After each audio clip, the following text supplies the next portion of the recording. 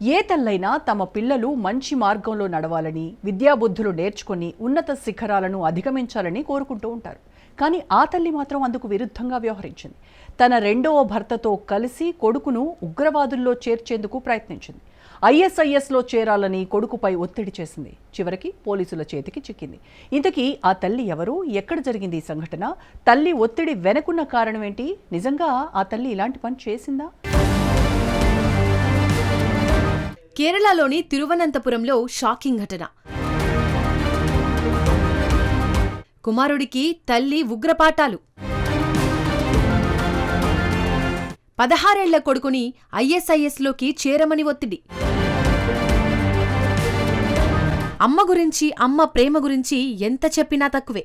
ఒక్క మాటలో చెప్పాలంటే ప్రతి మనిషి సక్సెస్ వెనుక తల్లి ప్రేమ ఉంటుంది. ప్రతి అడుగులోనూ తన నీడ ఉంటుంది. అమ్మ సహకారం లేనిదే ఏమీ చేయలేం. ఇది సృష్టిలో ఎవ్వరూ కాదనలేని సత్యం. తల్లి ఎప్పుడూ పిల్లలను సన్మార్గంలో నడవాలని, విద్యాబుద్ధులు నేర్చుకుని ఉన్నత స్థాయికి చేరుకోవాలని కోరుకుంటుంది. కానీ కేరళలో మాత్రం ఓ తల్లి అందుకు విరుద్ధంగా వ్యవహరించింది. తన రెండో భర్తతో కలిసి కొడుకును ఉగ్రవాదుల్లోకి చేర్చేందుకు ప్రయత్నించింది. తిరువనంతపురం నుంచి 16 ఏళ్ల బాలుడిని అతని తల్లి, సవితి తండ్రి ఇస్లామిక్ స్టేట్లో చేరమని ఒత్తిడి చేశారు. అంతేకాదు, తన తల్లి ఏకంగా ఐఎస్ఐఎస్లో చేరాలని, ఆ భావజాలాన్ని పెంచుకోవాలని ఒత్తిడి చేశారట.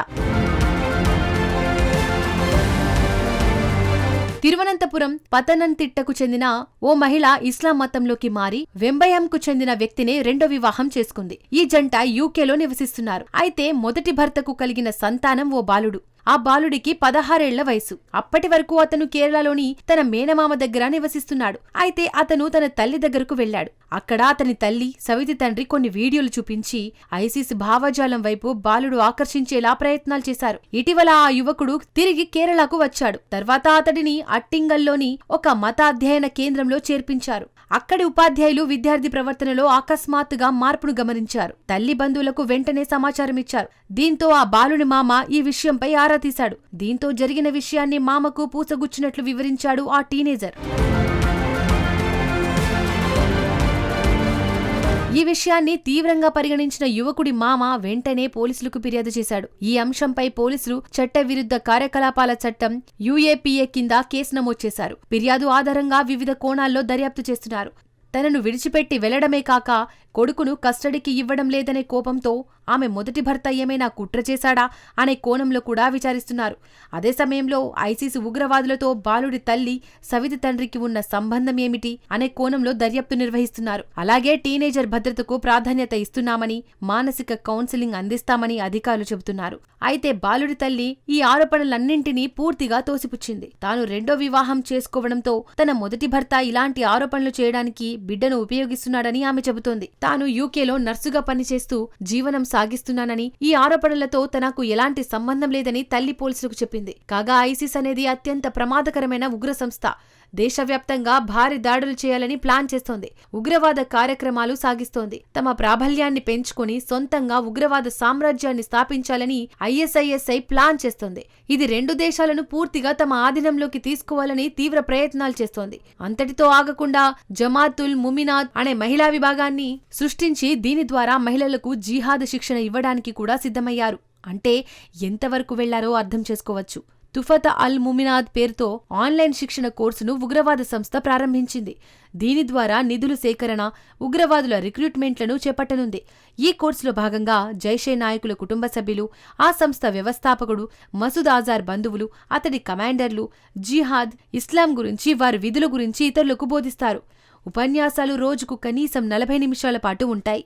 మసూద్ అజార్ ఇద్దరు సోదరులు సాదియా అజార్, సమైరా అజార్లు దీనికి నాయకత్వం వహిస్తారు. ఈ ఉపన్యాసాల ద్వారా మహిళలు జమాల్-ఉల్ ముమినాత్లో చేరేలా ప్రోత్సహించనున్నారు. మసూద్ పెద్ద చెల్లెలు సాదియా జమాతుల్ ముమినాత్ బాధ్యతలు చేపట్టారు. అంతేకాదు, ఆపరేషన్ సింధూర్లో జైషే మహమ్మద్ ప్రధాన స్థావరం బహువుల్పూర్పై భారత సైన్యం జరిపిన దాడిలో మసూద్ కుటుంబానికి చెందిన పలువురు హతమవ్వగా వారిలో సాదియా భర్త కూడా ఒకరు. పహల్గామ్ ఉగ్రదాడికి ప్రతీకారంగా భారత ఆపరేషన్ సింధూర్ చేపట్టింది. పహల్గామ్ దాడిలో పాల్గొన్న ఉగ్రవాది ఉమర్ ఫరూక్ భార్య అఫ్రీద్ ఫరూక్ కూడా ఈ జాబితాలో ఉన్నారు. ఈ కోర్సులో చేరిన వారికి జైషే మహమ్మద్ గ్రూప్నకు చెందిన కరుడుగట్టిన ఉగ్రవాదాలు శిక్షణ ఇస్తారు. అందులో ప్రధానమైన వాళ్లు జైషే మహమ్మద్ వ్యవస్థాపకుడైన మసూద్ అజర్కు చెందిన బంధువులు, కమాండర్లు. వీరు మహిళలకు జిహాద్ గురించి, ఇస్లాం గురించి బోధిస్తారు. శిక్షణ పూర్తి చేసుకున్న తర్వాత ఆన్లైన్లో నియామకాలు చేపడతారు. పాకిస్తాన్లో మహిళలు ఒంటరిగా వెళ్లడం మంచిది కాదని భావిస్తుంటారు. అలాంటిది ఓ ఉగ్ర సంస్థ నేరుగా మహిళల కోసం ఆన్లైన్ జిహాదీ కోర్సు పెడితే ఏమీ తెలియనట్లు కళ్లు మూసుకొని ఉంది. ఇది పాక్ వక్రబుద్ధిని బయటపెడుతోంది. మొత్తంగా ఇది ISISI కుట్రలో భాగంగానే కనిపిస్తోంది. ఓ మహిళా రూపంలో యువతను ఉగ్రవాదంలోకి చేర్పించేలా ప్రయత్నాలు చేస్తున్నారు. ఉగ్రవాద భావాజలంతో కూడిన వీడియోలను రిలీజ్ చేస్తూ అందరూ ఆకర్షించడానికి ప్రయత్నిస్తున్నారు. ఇప్పుడు కేరళలో జరిగిన సంఘటన కూడా ఇలాంటిదేనని పోలీసులు అనుమానం వ్యక్తం చేస్తున్నారు. ఇక మరోవైపు UAPA కింద Attingal deputy superintendent of police దర్యాప్తునకు నాయకత్వం వహిస్తున్నారు. ఉగ్రవాద నిరోధక సంస్థ అయిన NIA కూడా ప్రాథమిక సమాచారాన్ని సేకరించడం ప్రారంభించింది. తిరువనంతపురం గ్రామీణ police superintendent, anti terror squad వంటి ఉన్నతాధికారులు దర్యాప్తు చేస్తున్నారు.